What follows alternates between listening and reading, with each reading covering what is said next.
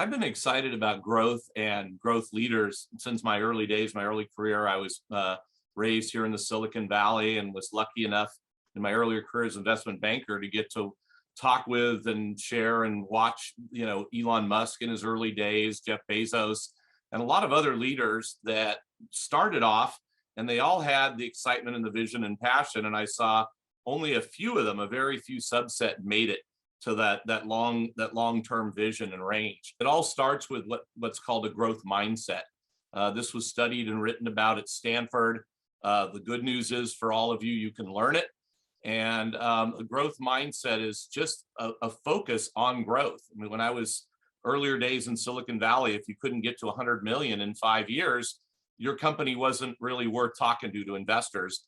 Now it's how do you get to 1 billion in value? So there's just a bigger growth mindset. And one of the aspects of that I find really interesting is that my best CEOs that have really grown exponentially in this space, they're not just thinking about growth part of the time, they're thinking about it 100% of the time. It's their first, second, and third objectives. In talking with one of my CEOs, he's so focused on growth 100% of the time that when I spoke to him, I said, "What's your number one goal for the next 12 months?" It's 10% month over month growth for the rest of the year. I said, "That's awesome. What's your second goal?" 10% growth month over month for the rest of the year. I didn't have to guess what his third goal was. So that's so important. And the great growth leaders drive that through the organization and even through the core purpose of the company, because the big why and the core purpose and being purpose driven and telling that purpose story over and over again. My best CEOs are always telling their purpose story, and it all involves growth, and not growth for growth's sakes, but growth for all the people whose lives we're gonna change, whose health we're gonna improve, and who we're gonna make a bigger impact on. The third aspect I've seen in top growth leaders is they are customer knowing and customer obsessed. These people don't just study the customer or read about the customer. These CEOs are out with the customer as often as possible. The next thing that's really important for top growth leaders, and I've seen with all of them, is they're great prioritizers and decision makers.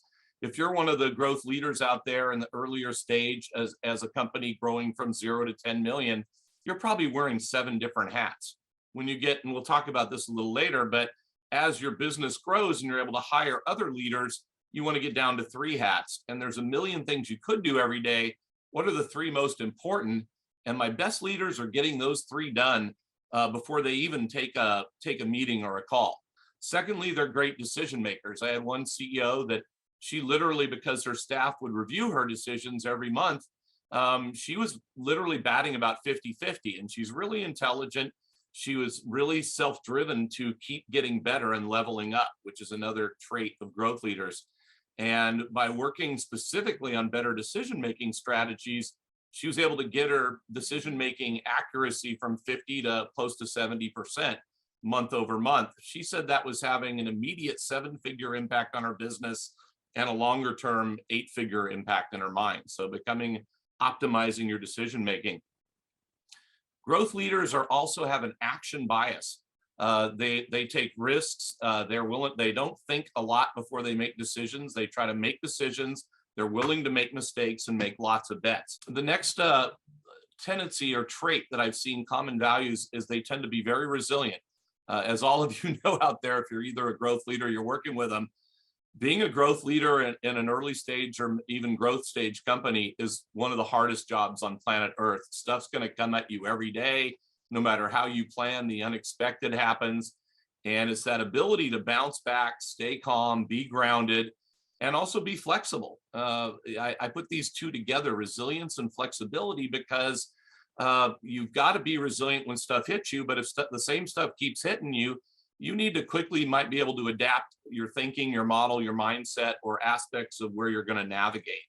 And the 7th common trait of growth leaders is really to empower others to be growth leaders. This is one of the top things that I see that is difficult for early stage company leaders.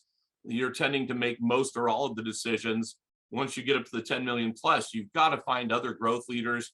You've got to inculcate that into the core values, into the whole corporate psyche, and make sure that your own next level leaders, your C-level leaders, are also growth leaders. And again, the growth leader mindset can be taught.